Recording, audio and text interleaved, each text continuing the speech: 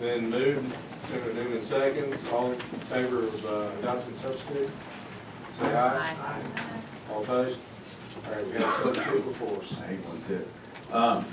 Somebody hand me one would be great. So what I think the substitute does is it gets rid of all the talk about reckless.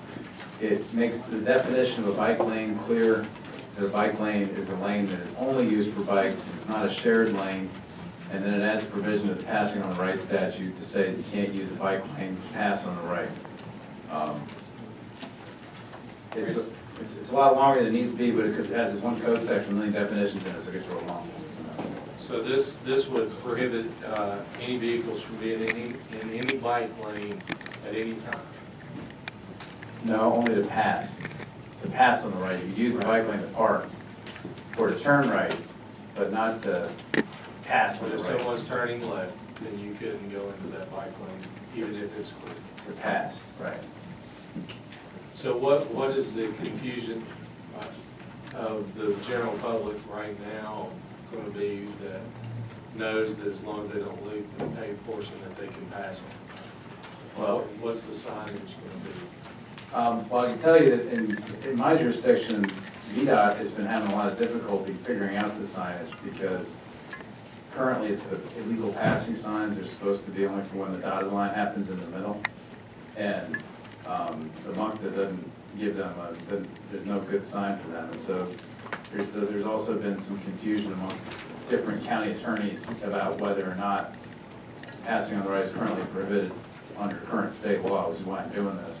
I mean, right now, when somebody uses a bike lane to pass into their car, they typically don't check to see if there's a bike coming, which is why it makes it extremely dangerous. And we have roads in Northern Virginia where we're trying to put these roads in what are called traffic diets to get people illegally passing and zipping around under control. And these bike lanes are part of it. And you know, the point of this is to clarify what the law is. So, Senator and staff, you have a question?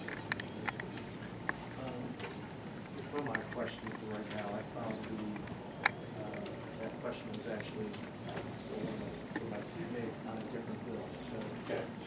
I think there's some people that speak in favor of it too. Senator Morrison, just make sure we. Thank you, Mr.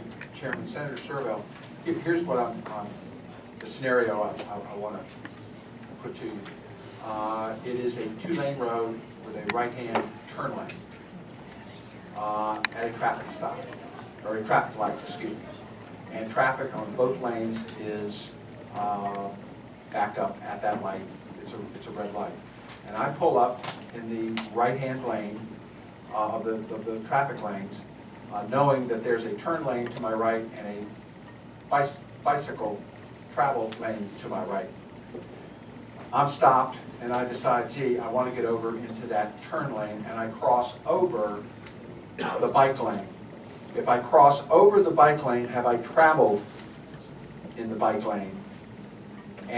Or am I violating another law by not going further up where maybe the bike lane markings stop and there's a dotted line to get into the right-hand turn lane, which still, now I'm even less likely to look for bikers because I'm in an area where they're still going to be coming forward and they've lost their bike lane because it's now a place for me to cross over. So, long convoluted question, but crossing the bike lane, is that traveling on the bike lane?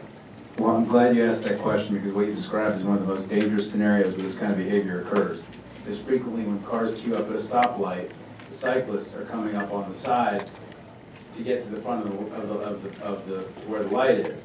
And if somebody hops out to try and pass on the right into the bike lane, that's when a lot of times these collisions can occur. And that's when we need to stop.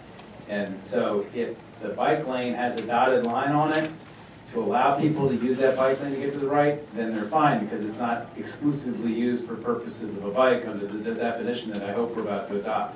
But if there's a solid line on either side of that bike lane, then you can't go in it unless you're going to park or turn to a driveway.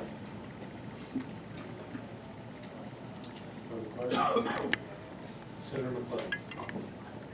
Thank you, Mr. Chair. I just want to ask a question to reiterate that point. The way that, Senator Surovell, the way now that you've defined a bicycle lane, it would be a bike lane that has the solid line, not, I think the last time you presented this bill, I was concerned about those lanes that are shared between bikes and cars that have the dotted line. So now the way the bill is written, if you go into an exclusive bike lane that has a solid line anyway, that's the issue that's addressed by this bill, not if you're going Right. into a shared lane. Correct. And what you're describing is what is often called sharrows. When they put the bike lane symbol in the middle of a car lane, those are called sharrows. That's different from a bike lane. Thanks. All right, any further? Okay, got people to speak. All those in favor of?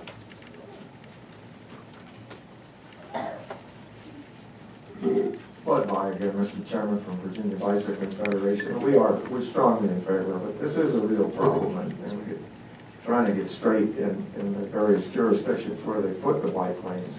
Putting the solid line there pretty makes it clear that if you've got the broken line, you can make that turn that you're trying to make. If you don't, you can't go across it. So we support this bill. Anyone else like to speak in favor of the bill? Anyone in the audience in opposition to it?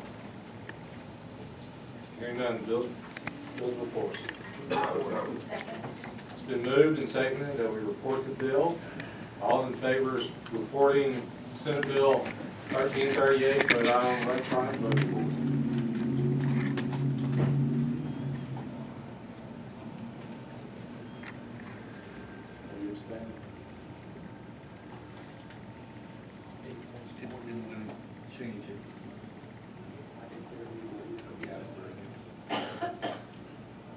All right, red means no, green means yes.